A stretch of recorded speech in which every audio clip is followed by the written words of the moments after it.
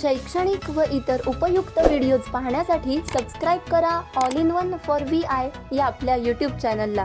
तसेच बेल आयकॉनला देखील क्लिक करायला विसरू नका, जेणेकरून नवीन व्हिडिओजचे नोटिफिकेशन्स हे आपल्याला सर्वात प्रथम प्राप्त होतील. व्हिडिओ आवडल्यास व्हिडिओला लाईक व आपल्या मित्रमैत्रिणींसोबत आणि नातेवाईकांसोबत शेअर करायला सुद्धा विसरू नका. नमस्कार, मृण्मयी जोशी बोलत आहे. आजच्या आपल्या मराठी व्याकरणाच्या पाठात आपण सिद्ध व साधित क्रियापदं बघणार आहोत. मागच्या वेळेस आपण क्रियापदं म्हणजे काय ते बघितलेलं होतं आणि मागच्या वेळेस आपण संयुक्त आणि सहाय्यक क्रियापदं बघितलेली होती. तर क्रियापदं म्हणजे वर्ब, ॲक्शन वर्ड्स. आता आज आपण सिद्ध व साधित क्रियापदं हे प्रकार पाहणार आहोत. आता सर्वप्रथम आपण सिद्ध क्रियापदं म्हणजे काय ते बघूया. आता जे मूळ धातू आहेत, मूळ धातू म्हणजे मेन वर्ब ज्याला म्हणतात, जे रूट्स म्हणतात त्याला. तर म्हणजे उदाहरण द्यायचं झालं मराठीत तर जा, ये, कर, उठ, बैस हे सगळे मूळ धातू आहेत. तर त्यांना सिद्ध धातू असं म्हणतात.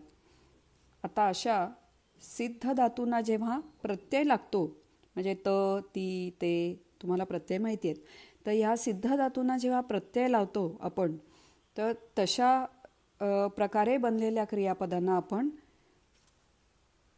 सिद्ध क्रियापदं असं म्हणतो. तर आता उदाहरण बघूयात आपण. मी खेळायला जाते. आता या वाक्यात जाते हे क्रियापद आहे.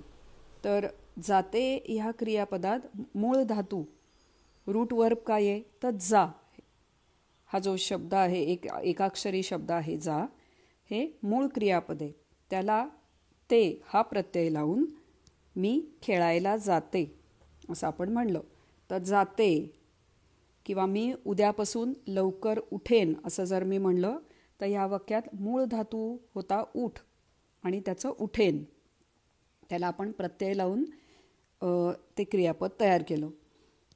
अजून एक उदाहरण बघूयात आपण. मी मतदान करेन असं जर मी म्हणलं तर करेन हा जो शब्द आहे, हे जे क्रियापद आहे ते कसं तयार झालं तर मूळ धातू कर आणि मग त्याला प्रत्यय लावून करेन असं मी म्हणलं.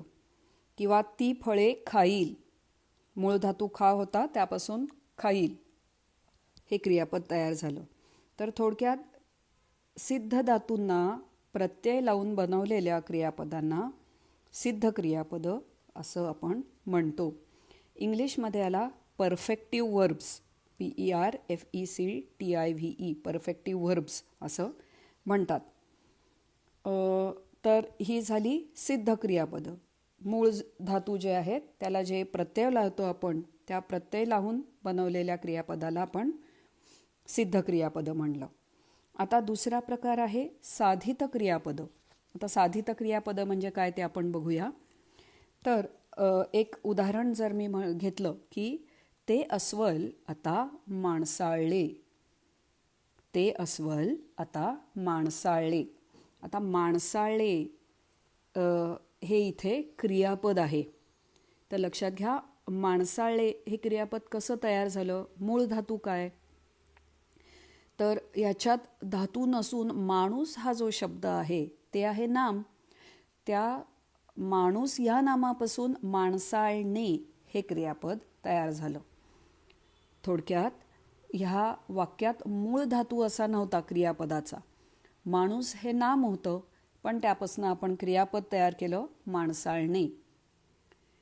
दुसरं उदाहरण बघूया म्हणजे स्पष्ट होईल. सागरा प्राण तळमळला. ह्या वाक्यात तळमळ हे जे आहे, तळमळ हे नाम आहे, बरोबर. तर ह्या तळमळ ह्या नामापासनं तळमळणे हे क्रियापद तयार झालं. इथंही मूळ धातू क्रियेचा नव्हता, नामापासनं तयार झालं तळमळणे. अजून एक उदाहरण बघू. आईला पाहून ती पुढे झेपावली. आता इथेही झेप हा जो शब्द आहे तो आहे नाम. नाम प्रकारातला शब्द आहे झेप. त्याच्या पुढं आपण प्रत्यय लावला आणि झेपावणे हे क्रियापद तयार झालं. अजून एक वाक्य बघू. वारंवार आजारी पडल्याने त्याची प्रकृती खालावली. आता खाली होणे किंवा खाली हे जे आहे हे क्रियाविशेषण आहे. त्याच्यापासून खालावणे हे आपण क्रियापद तयार केलं. थोडक्यात ही वरील सगळी वाक्य आपण जर पाहिली तर विविध प्रकारच्या शब्दांपासून ह्याचं आपण क्रियापद केलेलं आहे. थोडक्यात विविध प्रकारच्या शब्दांपासून तयार होणाऱ्या धातूंना साधित धातू असे म्हणतात आणि या साधित धातूपासून बनलेल्या क्रियापदांना साधित क्रियापद असं म्हणतात.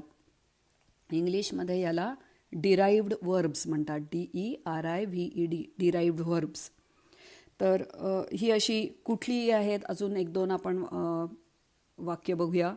पावसाने ओढ दिल्यामुळे शेतकऱ्यांनी कामे लांबवली. तर लांब हे जे विशेषण आहे ह्यापासून लांबवणे हे क्रियापद तयार झालं. त्यामुळे लांबवली हे आहे साधित क्रियापद. लांब या विशेषणापासून जो धातू तयार झाला तो साधित धातू होता आणि त्यापासून जे क्रियापद बनलं लांबवली हे साधित क्रियापद आहे. तसेच आम्ही ही पुस्तके मुंबईहून आणवली. आता ह्याच्यातही आणवली हे आहे साधित क्रियापद. किंवा आईच्या आठवणीने त्याचे डोळे पाणावले. आता पाणावले हा जो शब्द आहे तो पाणी हे जे नाम आहे त्याच्यापासून तयार झाला.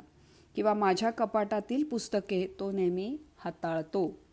हाताळणे ही जी क्रिया आहे हे क्रियापद जे आहे ते हात या नामापासून तयार झालेलं आहे. तर ही सगळी साधित क्रियापदं आहेत. मला वाटतं हे जे दोन मुद्दे आहेत की मूळ धातूपासून प्रत्यय लावून ज्याला म्हणतो त्यांना आपण सिद्ध धातू म्हणतो आणि विविध प्रकारच्या शब्दांपासून जे तयार होतात धातू आणि त्यापासून जे त्या धातूंपासून बनलेल्या क्रियापदांना साधित क्रियापद असं आपण म्हणतो. ह्या दोन कल्पना इथे स्पष्ट केलेल्या आहेत. तर आज आपण इथेच थांबणार आहोत. आज आपण सिद्ध व साधित क्रियापदं उदाहरणांसहित पाहिली. धन्यवाद.